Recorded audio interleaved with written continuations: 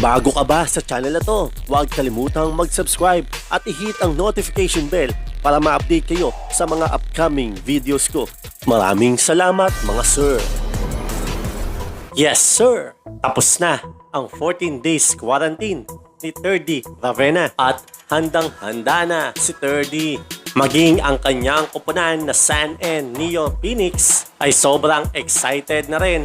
Katunayan, nag-post po ang official Instagram account ng Neo Phoenix habang pinipicturan na si 3D Ravenna suot ang uniforme ng Sanen. Ayan mga sir, nakikita nyo pa, pasayaw-sayaw pa si 3D Ravenna.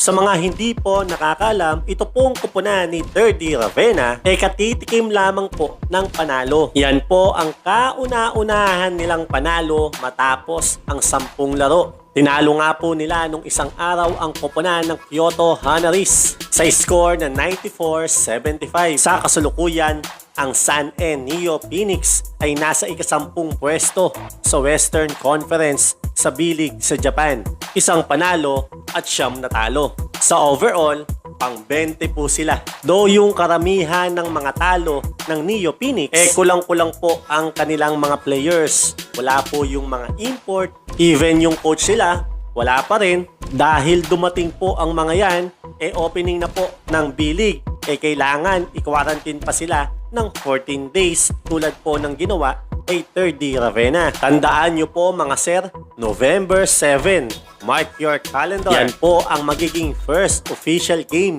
sa B-League ni 3D Ravenna para sa koponan ng Neo Phoenix. Ang kanilang makakalaban, ang koponang Shimane Sosano Magic. Meron po yung 5 panalo at 5 talo. Aabangan po natin yan mga sir. Ako nga pala si Kino at welcome sa aking channel from the sideline.